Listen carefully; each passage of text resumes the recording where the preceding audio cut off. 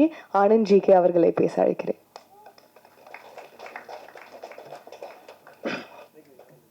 எல்லாருக்கும் வணக்கம். ஒரு 5 நிமிஷம் பேசிக்கிறேன். இது ஒரு 15 வருஷ கனவு. இது ஒரு 15 வருஷ கனவு. ஒரு 15 வருஷம் முன்னாடி அங்கே விகடன் மாணவ பத்திரிகையாளராக என் பயணத்தை ஆரம்பித்தேன். இன்றைக்கி இந்த இடத்துல நான் வந்து நிற்கிறதுக்கு முக்கிய காரணமாக என்னை நம்பி வழிநடத்தி இந்த படத்தில் ஒளிப்பதிவு செய்ய வாய்ப்பு கொடுத்த கார்த்திக் அண்ணாக்கு தான் முதல்ல நன்றி சொல்லணும்னு நினைக்கிறேன். ஒரு 4 வருஷம் முன்னாடி லிங்க்டின் மூலமாக எனக்கு வந்து அறிமுகமானவர் கார்த்திக் சார். அப்போதுலேருந்து இப்போ வரைக்கும் என்ன அண்ணன் தான் கூப்பிடுவேன். அந்த அளவுக்கு என்ன சொல்கிறது, ரொம்ப ஒரு அண்ணாவாகவே இருந்தவர் இருக்கிறார். இருப்பார். ஸோ இந்த படத்தோட வேலை கரெக்டாக சொல்லப்போனால் இந்த தேதிக்கு 3 வருஷம் முன்னாடி ஆரம்பித்தது. இதுக்கான முதல் படி வந்து ஒரு மே மாதம் இறுதியில் தான் 2022 ஆரம்பித்தோம். இது ஒரு லாங் ஜேர்னி. மெயினாக இந்த படத்தை நாங்கள் நினச்சது மாதிரி எடுக்க உதவின எல்லா விஷயத்துக்கும் நன்றி சொல்லணும். இயற்கைக்கு நன்றி சொல்லணும், ப்ரொடக்ஷனுக்கு நன்றி சொல்லணும். முக்கியமாக ப்ரொடக்ஷனை கண்காணிச்சுக்கிட்ட மோனிகா, ஷான், ஹரி, ராஜா, வீரமணி எல்லாருக்குமே நன்றி.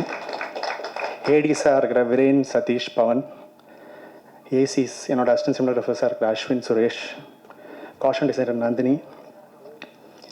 நாங்கள் பண்ணுற தப்பு எல்லாத்தையுமே தெரியாமல் மறைச்சிக்கிட்டு இருக்கிற எடிட்டர் சதீஷ், என்னோட சிறு சிறு பிழைகள் எல்லாத்தையும் அழகாக மாற்றிக்கிட்டு இருக்கிற என்னோடய கலரிஸ்ட் கௌஷிக், நான் நினச்சதை பண்ண விடுற எங்கள் அம்மா, என்னை மேலேருந்து பார்த்துட்டு இருக்கிற எங்கள் அப்பா, எல்லாருக்கும் நன்றி. மெட்ராஸ் மேட்னி ஒரு உண்மையான படம். உங்கள் வாழ்க்கையை பிரதிபலிக்கிற மிக சிறந்த படமாக இருக்கும். இது எதையுமே செயற்கையாக நாங்கள் செய்ய முயற்சி கூட எடுக்கல. அதுதான் இந்த படத்தோட மிகப்பெரிய வலிமையும் கூட. உங்கள் வாழ்க்கையில் நீங்கள் நிறுத்தி நிதானமாக கவனிக்க தவறுன தருணங்கள் எல்லாத்தையும் ஒரு பூத கண்ணாடி வச்சு உங்களுக்கு போட்டு காட்ட போகிற படம் இது. நன்றி.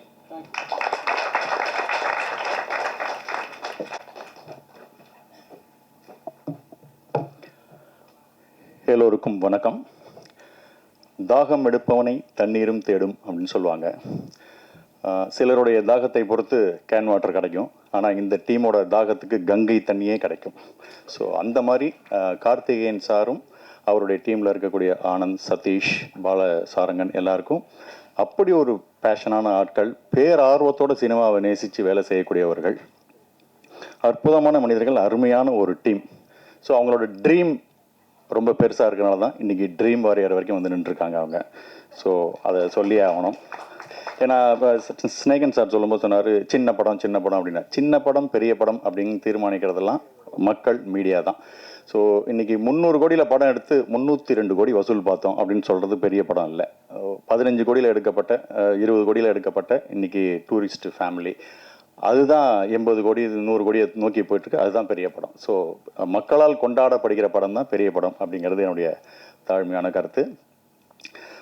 சில நேரம் ஒரு நடிகனுக்கு ஒரு நல்ல படம், நல்ல ரோல், நல்ல குழு, நல்ல ஒரு மேக்கிங்கோட, நல்ல பேமெண்ட்டோட அப்படின்ற ஒரு அத்தனை அம்சமும் கிடைக்கிற மாதிரியான ஒரு விஷயம் சில நேரத்தில் தான் கிடைக்கும். அந்த விதத்தில் எனக்கு இந்த படம் அப்படி ஒரு படம் நான் சொல்லுவேன். முழுசாக எல்லாமே இந்த படத்தில் கிடைச்சிது அப்படின்னு நான் சொல்லுவேன். அந்த அளவுக்கு திருப்தி. அடுத்தது இந்த படத்தில் நான் பண்ணியிருக்கிற ஒரு ஊர்காக்கார ரோல்னு பண்ணேன். ஸோ அதில் அவங்க எடுத்துக்கிட்ட மெனக்கடலே எனக்கு ரொம்ப பிடிச்சிருந்தது. என்னுடைய காஸ்டியூம்ஸ்லேருந்து ஆரம்பித்து இப்படி இருக்கணும் அப்படி இருக்கணும், இந்த ட்ரெஸ்ஸு, இந்த ஸ்லாங்கு, பழைய சாம்ஸா இல்லாமல் புதுசாக அவங்களுக்கு என்ன வேணும்னு அவங்க தயாரிப்புகளே அவ்வளோ அழகாக அவ்வளோ சிறப்பாக இருந்தது. அந்த விதத்தில் எனக்கு ரொம்ப சந்தோஷம். ஒரு டிஃப்ரெண்ட்டான ஒரு ரோல், நல்ல ஒரு ஃபீல் குட் ஃபிலிமில் ஒரு நல்ல நோட்டபுளான ஒரு ரோல் பண்ணியிருக்கேன் அப்படிங்கிறது எனக்கு ரொம்ப ரொம்ப சந்தோஷமாக இருந்தது. படத்துக்கு சத்யராஜ் சார் ஒரு மிகப்பெரிய ஒரு பலமாக இருந்தார். அவரை உள்ளே கொண்டு வரதுக்கு நாங்கள் நடித்த சீன்லாம் போட்டு காமிச்சு தான் சார் சத்யராஜ் சார் எழுது.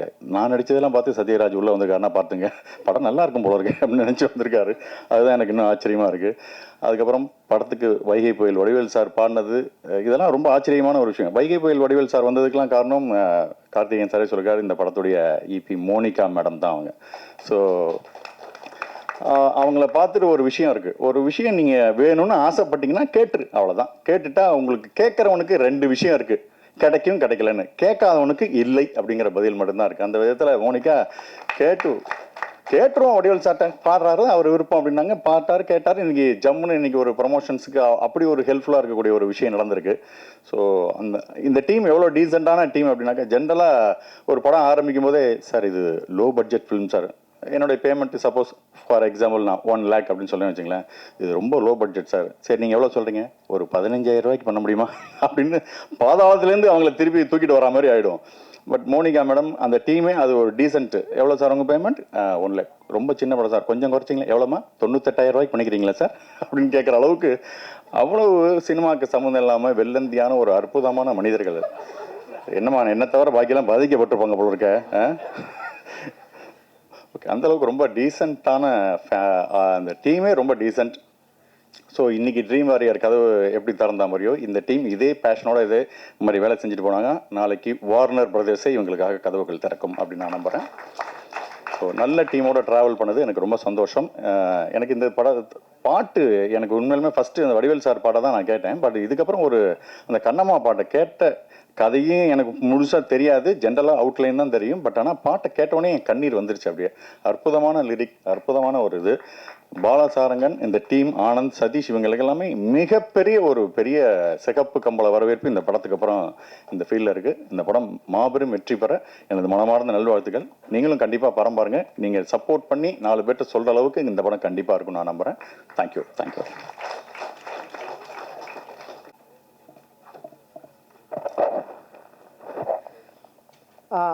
மேடையில் இருக்கிற எல்லாருக்கும் என்னோட வணக்கம். அண்ட் பத்திரிகை நண்பர்கள் அத்தனை பேருக்கும் என்னோட மாலை வணக்கம். என்னை இதுக்கு முன்னாடி ஒரு எமக்காதகின்னு ஒரு படத்தோட ப்ரெஸ் ஷோவில் நினைக்கிறேன் நான் சொல்லியிருந்தேன், என்னை கோடம்பாக்கம் அம்மாவாக எல்லாரும் கொண்டாடுறீங்க, அழகாக கொண்டாடுறீங்க, அழ வச்சு கொண்டாடுறீங்க, எனக்கு ஒரு வித்தியாசமான கேரக்டர் ரோல் பண்ணணும்னு ரொம்ப ஆசையாக இருக்குது அப்படின்னு சொல்லியிருந்தேன். அது இந்த படத்தில் அது நிறைவேறிருக்குன்னு சொல்லலாம். ஸோ அந்த ஒரு சின்ன ரோலாக இருந்தாலும் ஒரு சிறப்பான ரோலை எனக்கு கொடுத்ததுக்கு டைரக்டர் கார்த்திக் நான் ஃபஸ்ட்டு தேங்க் பண்ணிக்கிறேன். எனக்கு நடித்து முடித்த உடனே 2-3 நாள் தான் பண்ணியிருப்பேன். ரொம்ப ரொம்ப நல்லா இருந்தது அந்த ஃபீலிங். எனக்கு எப்போ அதை டப்பிங் போக போகிறோம், எப்போ அந்த சீன்ஸ் பார்க்க போகிறோம், மற்ற சீன்ஸ் எப்போ பார்க்க போகிறோம், படம் எப்போ வெளியில் வரப்போகுதுன்னு நான் ரொம்ப ஆவலாக காத்துட்டு இருந்தேன். பிகாஸ் எனக்கு அந்த ரோல் ரொம்ப புதுசாக இருந்தது, எனக்கு ரொம்ப பிடிச்சிருந்தது. ஸோ நான் ரொம்ப உங்களை மாதிரியே ஆவலாக வெயிட் பண்ணுறேன் இந்த படத்துக்காக. அண்ட் அவர் ஒன்லைன் சொன்ன உடனேயே எனக்கு கதை ரொம்ப ரொம்ப பிடிச்சிருந்தது, ரொம்ப டச்சிங்காக இருந்தது.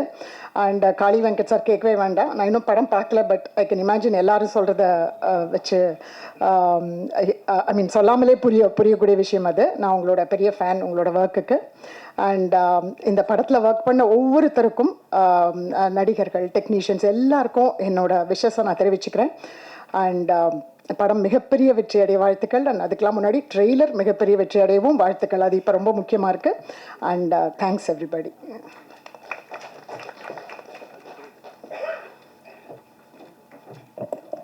சில நேரத்தில் சொல்ல வேண்டிய விஷயம் நேரம் காரணமாக மறந்து போயிட்டுன்றது.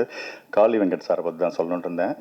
நான் ரொம்ப பொறாமைப்படக்கூடிய ஒரு நடிகராக இருக்கார். சில நேரத்தில் நானும் அவரும் காம்பினேஷனில் நடிக்கும்போது இவர் நடிக்கிறாரா இல்லை யதார்த்தமாக இருக்காரா இல்லை இதுக்கப்புறம் தான் நடிக்க போகிறாரான்னு குழப்பம் வர அளவுக்கு அவ்வளோ யதார்த்தமான ஒரு பர்ஃபார்மன்ஸு.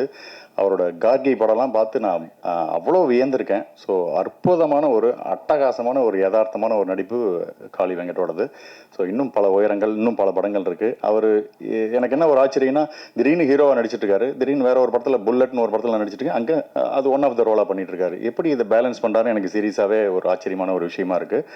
அவரோட நடிப்புக்கு இன்னும் பல அற்புதமான படங்கள் காத்திருக்கு. ஸோ அவருடைய நட்புக்காக வந்திருக்கிற ரமேஷ் திலக், கலையரசன் இருவருக்கும் என்னுடைய நெஞ்சார்ந்த நன்றிகள். சமீபத்தில் அவங்க பார்த்து ஹாட்ஸ்பாட் படத்தில் கலையரசன் சார் பண்ணதும், டூரிஸ்ட் ஃபேமிலியில் ரமேஷ் திலக் பண்ண ரோலும் ரொம்ப பிடிச்சிருந்தது. எங்கள் படக்குழுவுக்கு நீங்கள் வந்திருந்து ரொம்ப தேங்க்ஸ். தேங்க்யூ.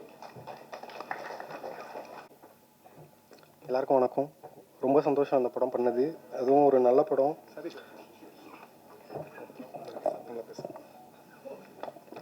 திரும்ப அது எல்லாருக்கும் ரொம்ப சந்தோஷம். எல்லாரும் வந்ததுக்கு ரொம்ப சந்தோஷம். இந்த படம் பண்ணது எனக்கு ரொம்ப ஹாப்பி. எவ்வளோ ஹாப்பின்னா, உங்களுக்கு ஒரு குழந்தை பிறகுது ஃபஸ்ட் வாட்டி, அது வந்து ஒரு பொன் குழந்தையாக இருந்தால் உங்களுக்கு எவ்வளோ சந்தோஷம் இருக்குமோ அவ்வளோ மாதிரி ஒரு சந்தோஷம் அந்த படம் எனக்கு. ரொம்பவே நல்லா வந்திருக்குன்னு நம்புகிறோம். ஏன்னா ப்ரிவ்யூ போட்ட இடத்துல எல்லாத்துலேயும் நல்லா ரெஸ்பாண்ட், நல்ல படம் பண்ணியிருக்கோம். உங்கள் எல்லாருக்கும் நிச்சயமாக பிடிக்கும்னு நம்புகிறோம். தேங்க்யூ.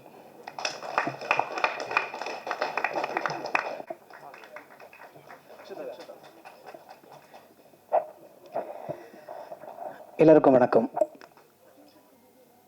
இந்த படம் வந்து எடுத்து முடித்த பிறகு தான் என்னை பாட்டு எழுத கூப்பிட்டாங்க. படத்தை பார்த்துட்டு தான் பாட்டு எழுதணும். அதுக்கு மேலே நம்ம வந்து நன்றி சொல்ல வேண்டியது இயக்குனர் கார்த்திக் சார் அவர்களுக்கு, இசையமைப்பாளர் பாலசாரங்கன். அவங்க படம் பார்க்க சொல்லும்போது என்ன கேட்டாங்க, படம் எடுத்துட்டோம் சார், ஒரு வாட்டி பார்க்க முடியுமா நாங்கள். அப்போ நான் சொன்னேன், யார் நடித்தது அப்படின்னா இவர் காளி வெங்கட்டன் அப்படின்னாங்க.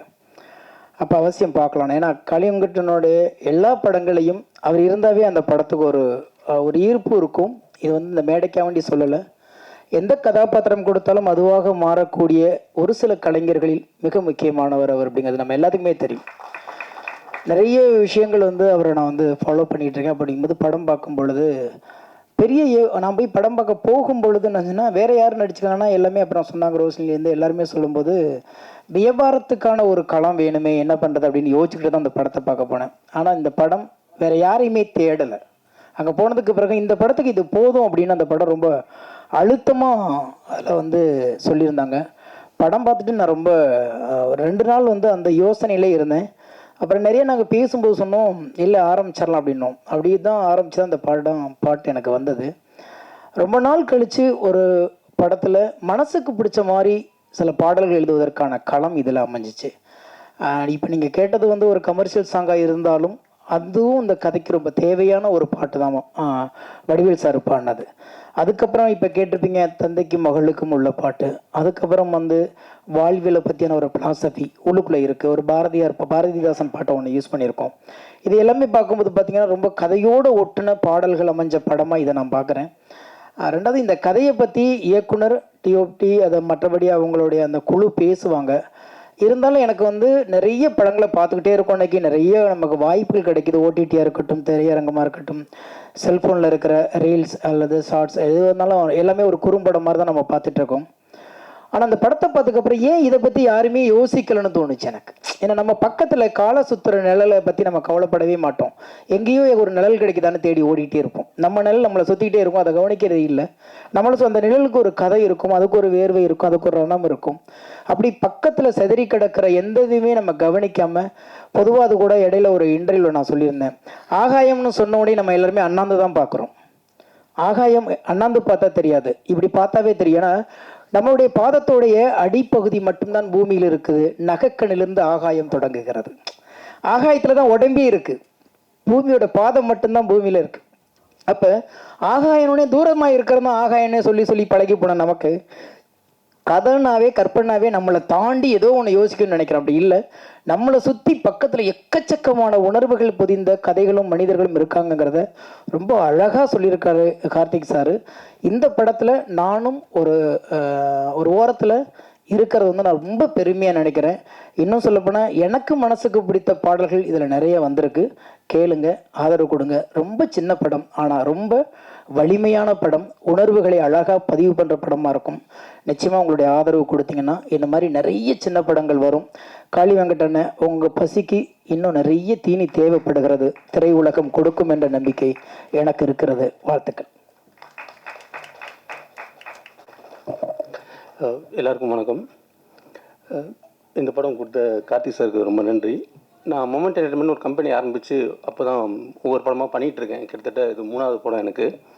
ஸோ ஒரு நாள் நான் இந்த மாதிரி பேசிகிட்டு இருக்கும்போது சார் கால் பண்ணார்.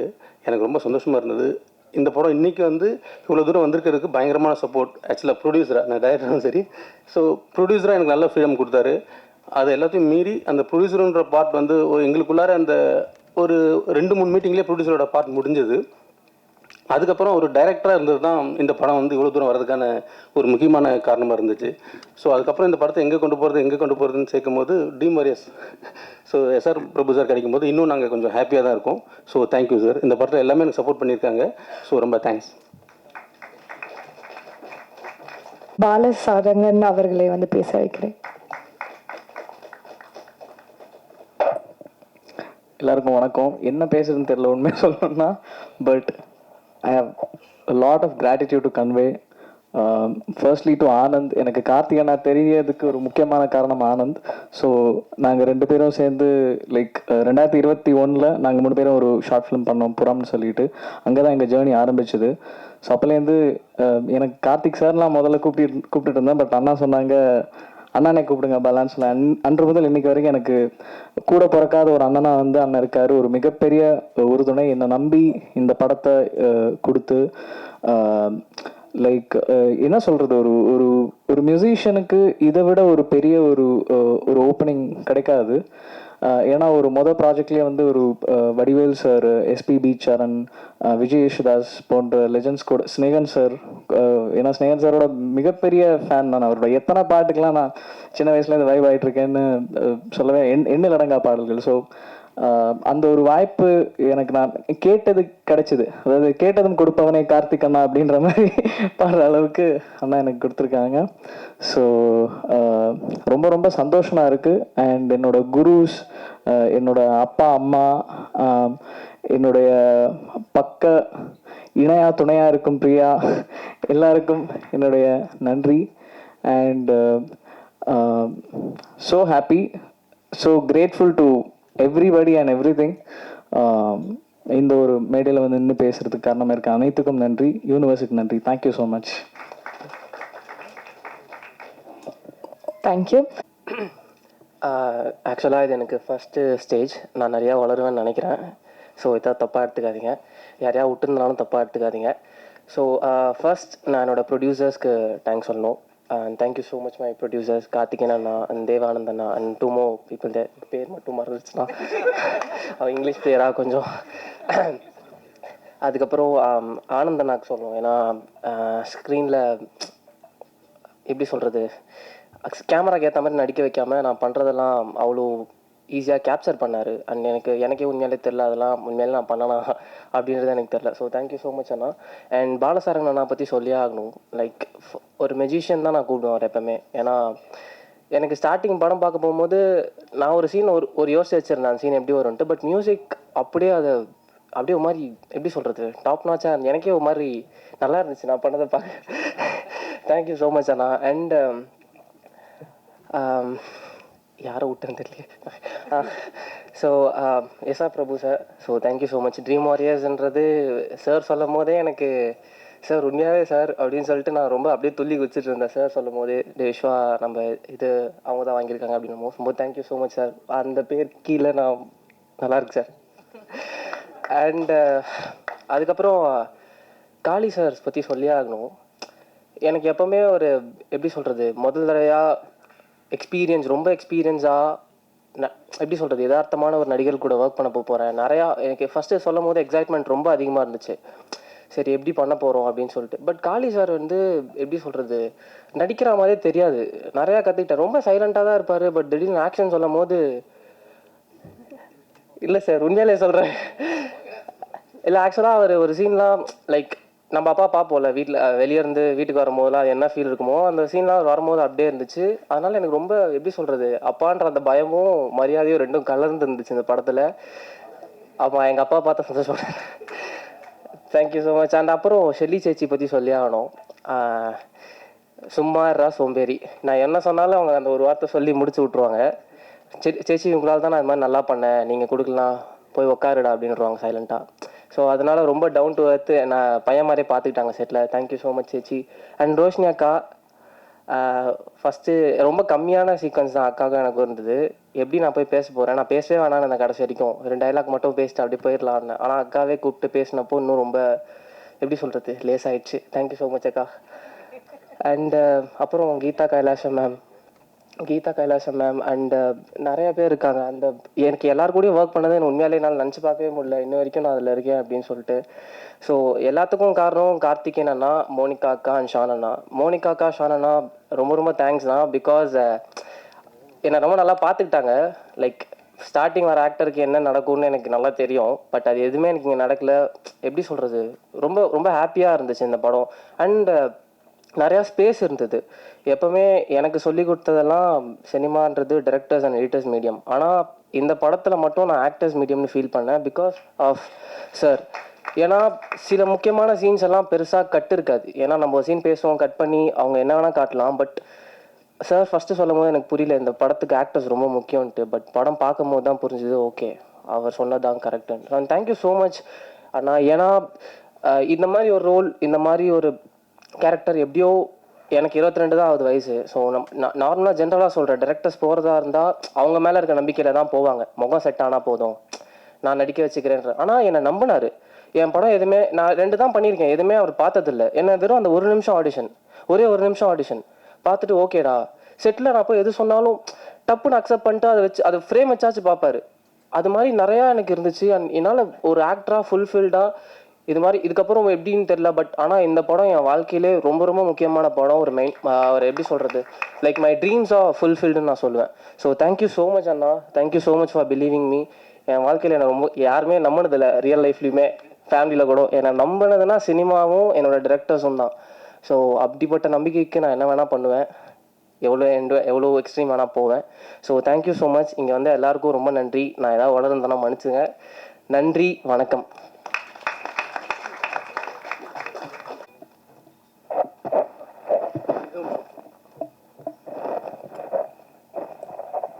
Namaskaram.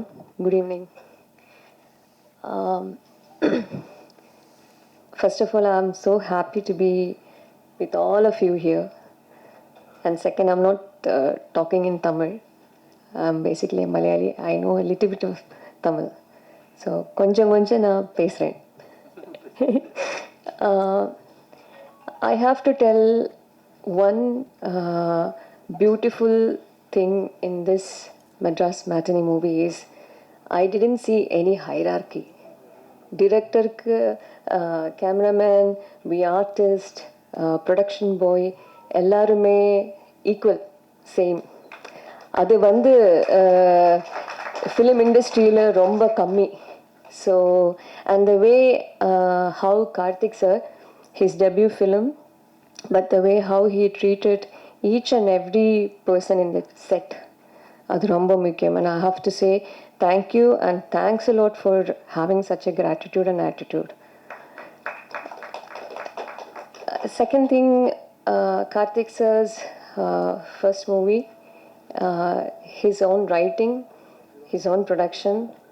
So on the tension jasti, like all work is there, but not even 1 second he has shown that anger or frustration upon any of the people in the set. So on the patience, hats off to you. And third thing, actually I think even Kali Venkat sir will also say yes, we lived it. We were giving life to the character, and each and every character who has acted in this, I think they have the same comment. And when I actually watched the preview, எனக்கு தோணுது like each and every character was very important. Even the நாய்க்குட்டி, okay, I'm not saying the story, but you will have that moment in your with you know, like even that dog was actually not acting but living with us. So I think I accidentally happened to be in this film only because of Karthik sir.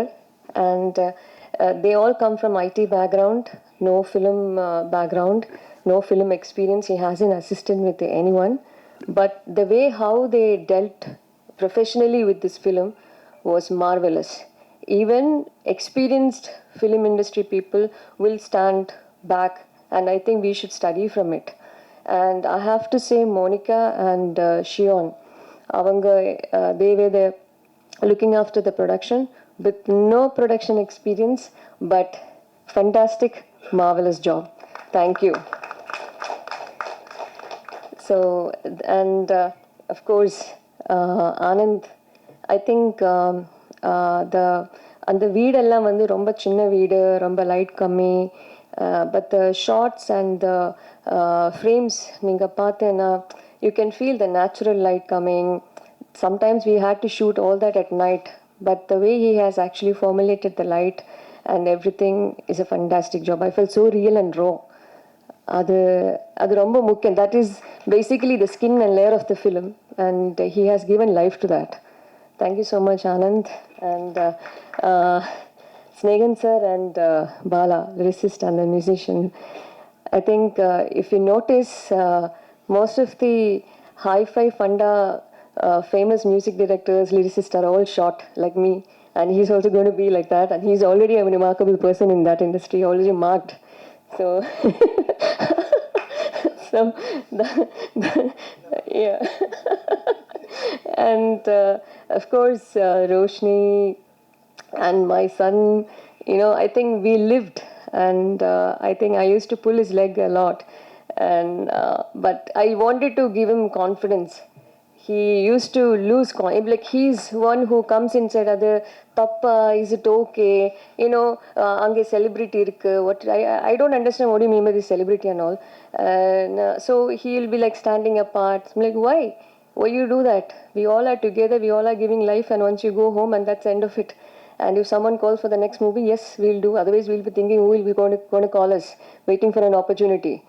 So that's it. So I have to say thank you for all. Thank you, Dream Warrior Productions.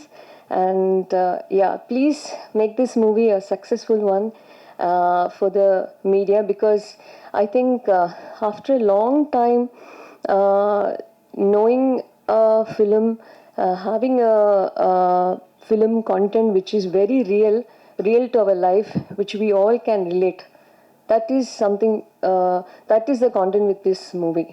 So it's going to be real, and please promote us. Thanks a lot. Thank you so much ma'am. So இன்னைக்கு வந்து இந்த டீமை support பண்ணுறதுக்காக சொல்லியிருக்காங்க, and we all know they've given such quality films, and சின்ன படம் பெரிய படம்லாம் இல்லாமல் நிறைய படங்கள் ப்ரொடியூஸ் பண்ணியிருக்காங்க, wonderful films டிஸ்ட்ரிபியூட்டும் பண்ணியிருக்காங்க. I'd like to invite SR Prabhu அவர்கள் from Dream Warrior Pictures to say a few words.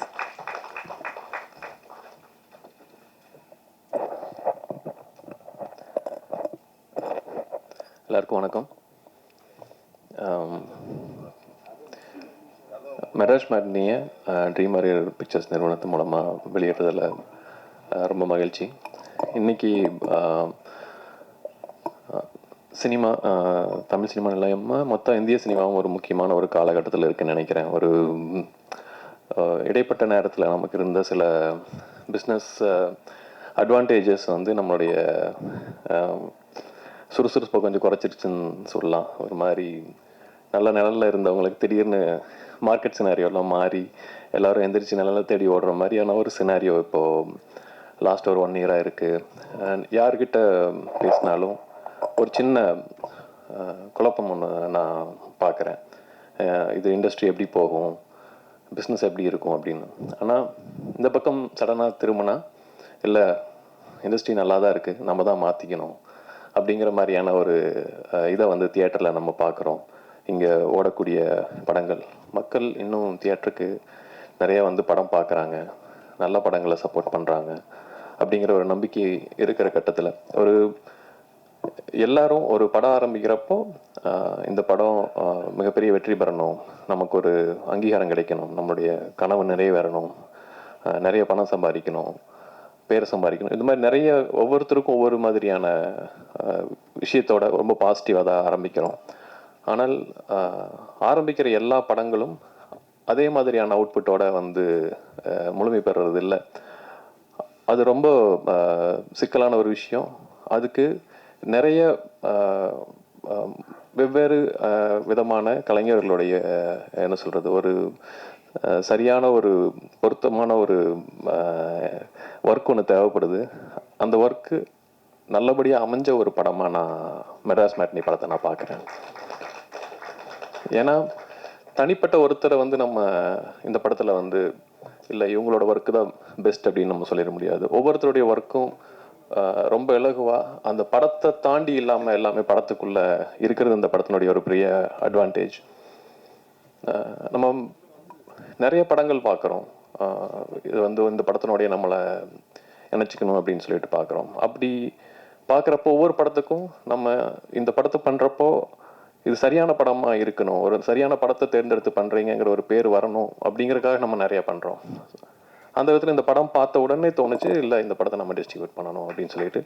அதுக்கு விஷுவலாக ஆகட்டும், இந்த ஸ்டோரி ஆகட்டும், ஏன்னா சின்ன பட்ஜெட்டு படம் இல்லை சின்ன படம் பெரிய படம் அப்படின்னு எப்பவுமே நம்மளே வகைப்படுத்திகிட்டே இருக்கோம். அப்படி இல்லாமல் இன்னைக்கு பெரும்பான்மையாக இருக்கக்கூடிய ஒரு மிடில் கிளாஸ் லைஃப்பை ரொம்ப யதார்த்தமாக அதே நேரத்தில் ரசிக்கும்படியாக வந்து இந்த படத்தை வந்து சொல்லியிருக்காங்க. ஸோ மெட்ராஸ் மேட்னின்னா ஒரு மிடில் கிளாஸ் லைஃப்பை வந்து ஒரு மேட்னி ஷோவாக நம்ம பார்க்குற மாதிரியான ஒரு அனுபவம் தான். நிறைய விஷயங்கள் ரொம்ப நாஸ்டாலஜிக்காக இருந்துச்சு. ஒவ்வொரு கேரக்டர்ஸும் நம்ம வாழ்க்கையில் நம்ம பார்த்த கேரக்டர்ஸை திரும்பி பார்க்குற மாதிரி இருந்துச்சு. அதை திரு கார்த்திகேயன் மணி அவர்கள், ஏன்னா இது வந்து ஒரு தமிழ் படம் எல்லாமே ஒரு இன்டர்நேஷ்னல் படம் சொல்லலாம். ஏன்னா இதில் இன்டர்நேஷ்னல் ப்ரொடியூசர்ஸ் எல்லாம் இன்வால்வ் ஆகிருக்காங்க. ஸோ ஒரு 2 தயாரிப்பாளர்கள் இதில் வந்து அவங்க ஆல்ரெடி ஹாலிவுட் படங்களை எடுத்தவங்க தான். ஆனால் அவங்க மொத்தமாக இது வரைக்கும் அவங்க படம் பார்த்துட்டு இருக்காங்களா? ஓ பரவாயில்ல. ஏன்னா முழுசாக அவர் திரு கார்த்திகேயன் அவர்களை நம்பி அவர் ஒப்படைச்சிருக்காரு. அதே மாதிரி அவருடைய டீமுக்கு இந்த படத்தை நம்பி ஒப்படைச்சிருக்காரு. 2000 ரூபா தான் குறைச்சி மிச்சம் பண்ணி கொடுத்துருக்காங்க. பட்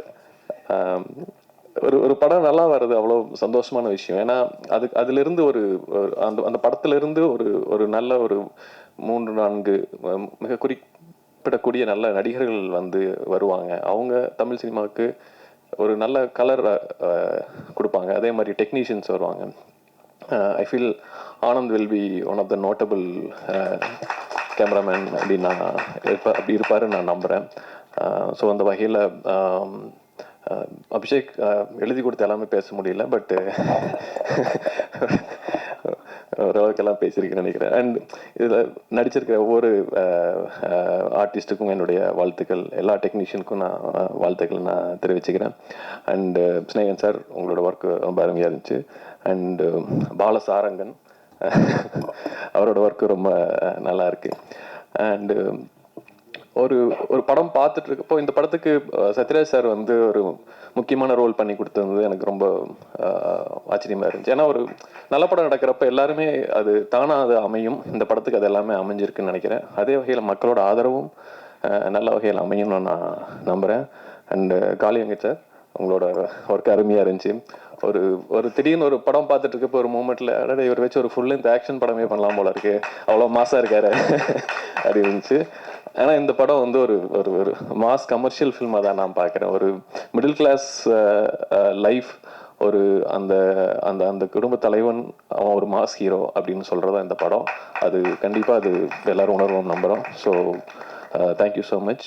இந்த படத்தில் ஒரு பாட்டை நானும் எங்களுடைய நிறுவனம் இருக்கிறதுக்கு நான் என்னுடைய நன்றிகள் அண்டு தேங்க்ஸ் குஹன் ஆல்சோ.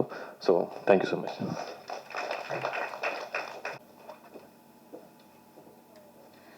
எல்லாருக்கும் வணக்கம்.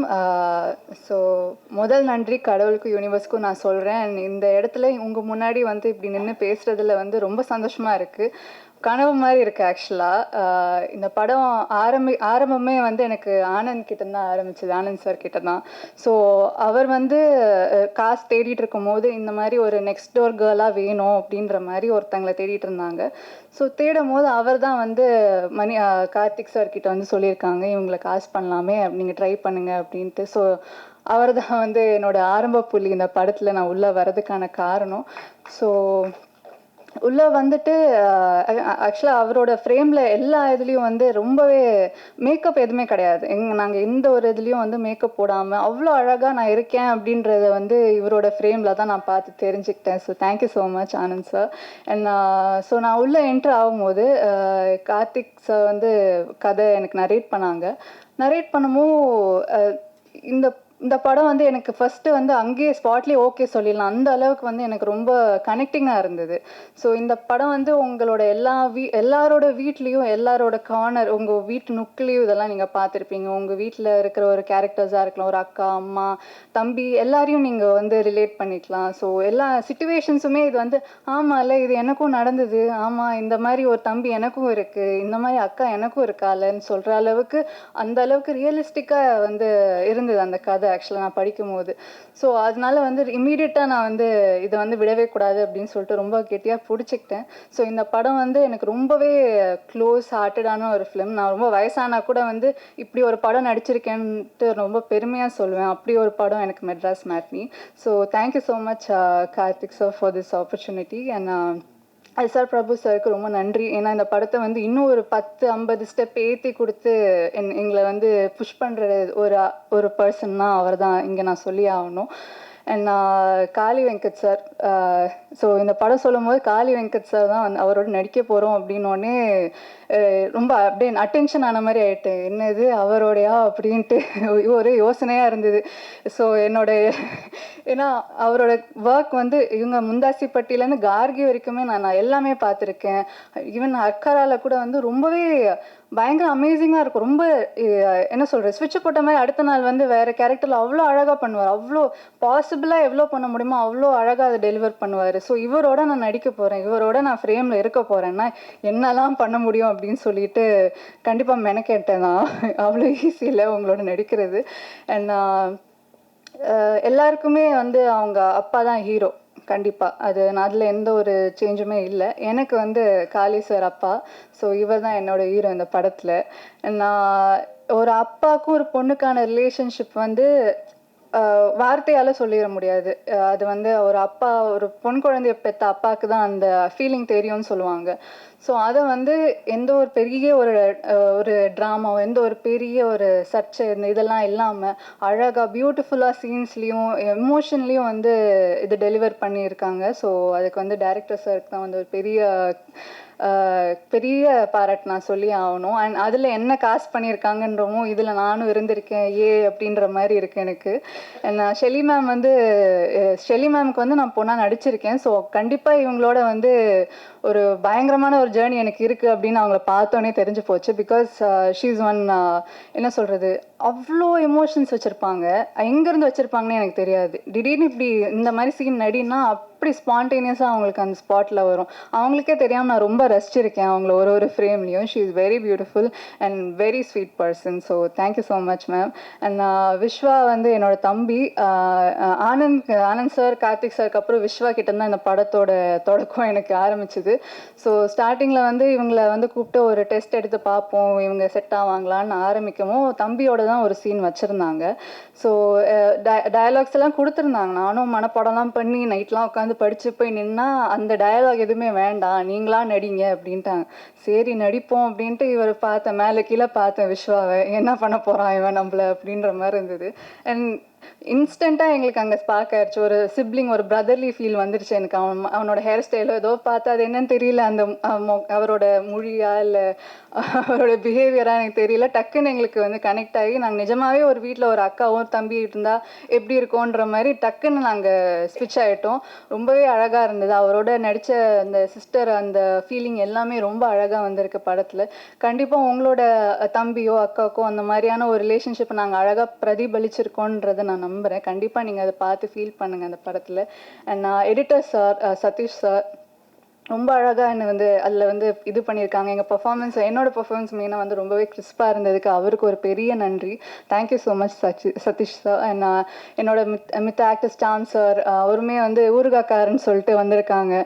ஒரு பாஸ் விட்டாலும் அதில் 10 டயலாக் அடிச்சுட்டே இருப்பார். அவரோட ஒர்க் பண்ணவே வந்து எப்போ என்ன சொல்ல போகிறாரு அப்படின்ற மாதிரி ரொம்ப கான்ஷியஸாக வெயிட் பண்ணிட்டு இருந்தேன். So thank you, it was brilliant working with you sir. And Geetha ma'am உங்களோட ஒரு சீன் கூட இல்லை, பட் ஆனால் எனக்கு ரொம்ப ஆசை, கண்டிப்பாக ஃப்யூச்சரில் நான் உங்களோட நடிக்கணும்னு ஆசைப்பட்றேன்.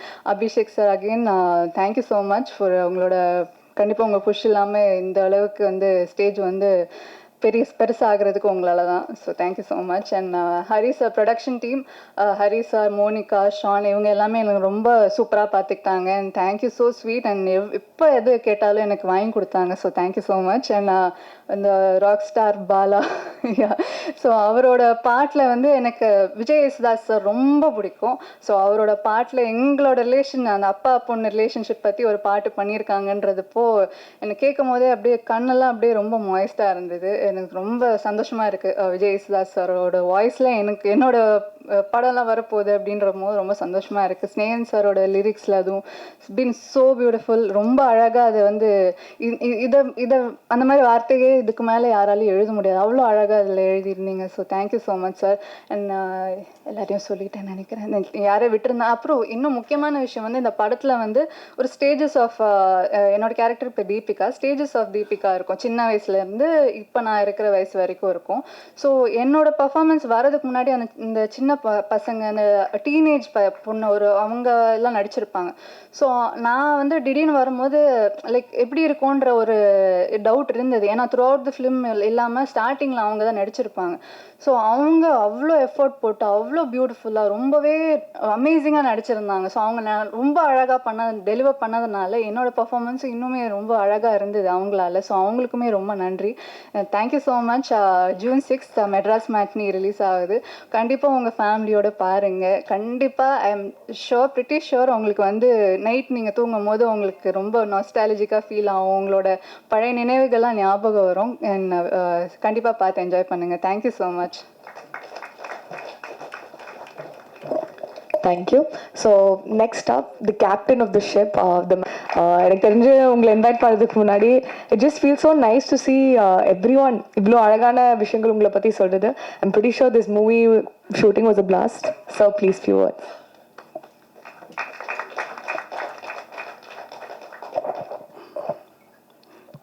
எல்லாருக்கும் வணக்கம். வந்ததுக்கு ரொம்ப நன்றி. ஸோ இது என்னோடய ஃபஸ்ட்டு படம்ன்றனால ஒரு சின்ன பேக்ரவுண்ட் மட்டும் சொல்லிடுறேன். 2022 வந்து நான் வந்து கோவிட் டைமில் கொஞ்சம் நிறைய டைம் இருந்தது. அப்போ வந்து நான் என் அம்மாவோட அம்மா வந்து நிறைய இலக்கிய வட்டம்லாம் போவாங்க. அப்போ வந்து அவங்க தமிழ் ரொம்ப பழமையான லாங்குவேஜ் அப்படின்னு சொல்லுவாங்க. நான் கிண்டல் பண்ணிகிட்டு இருப்பேன், நீங்களே தான் பழசுன்னு சொல்லிட்டு இருக்கீங்க அப்படின்னு சும்மா விளாட்டுக்காக சொல்லுவேன். உண்மையிலே தமிழ் எவ்வளோ பழசு அப்படின்ற கொஷின் வந்து எனக்குள்ளே வந்தது. நான் வந்து அதுக்கு கிட்டத்தட்ட ஒரு 2-3 இயர்ஸ் நான் வந்து ரிசர்ச் பண்ணேன், நான் படித்தேன், நிறைய டைம் ஸ்பெண்ட் பண்ணேன். அது மூலமாக வந்து எனக்கு வந்து புறநானூறு, அகநானூறு போயம்ஸ்லாம் நான் ஃபுல்லாக படிக்க ஆரம்பித்தேன். ஸ்கூலில் கற்றுக் கொடுத்துருப்பாங்க, ஞாபகத்தில் இல்லை. நான் தமிழில் ரொம்ப வீக்காக இருந்தேன் டு பி ஆனஸ்ட். என்னென்னா நம்மளோட வரலாறு இப்போ இருக்கவங்களுக்கு யாருக்குமே தெரியலன்றது வந்து எனக்கு மிகப்பெரிய வருத்தமாக இருந்தது. என்னென்னா ஒரு காலத்தில் வந்து நீங்கள் இது எத்தனை பேருக்கு தெரியும் தெரியல, இந்த போயம்ஸில் வந்து நிறைய சிட்டிஸும் நிறையா வணிகம், கிரேக்கரோட ட்ரேட் பண்ணுது, ரோமன்ஸோட ட்ரேட் பண்ணுது, இந்த எல்லா மென்ஷனுமே இருந்தது. ஆனால் அதுக்கான ஃபிசிக்கல் எவிடன்ஸ் நமக்கு கிடைக்கல. ஸோ எல்லாரும் என்ன சொன்னாங்கன்னா இதெல்லாம் கட்டுக்கதை அப்படின்னு சொன்னாங்க. ஸோ இந்த போயம்ஸ் வந்து ஒரு போயமே என்ன பொறுத்த வரைக்கும் அதில் நீங்கள் ஒரு 4 படம் எடுக்கலாம். கிட்டத்தட்ட புறநானூறு 400 போயம்ஸ் இருக்குது. 300ன்னு ஒரு படம் வந்திருக்கும், நீங்களாம் பார்த்துருப்பீங்க, ரொம்ப ஃபேமஸான படம்.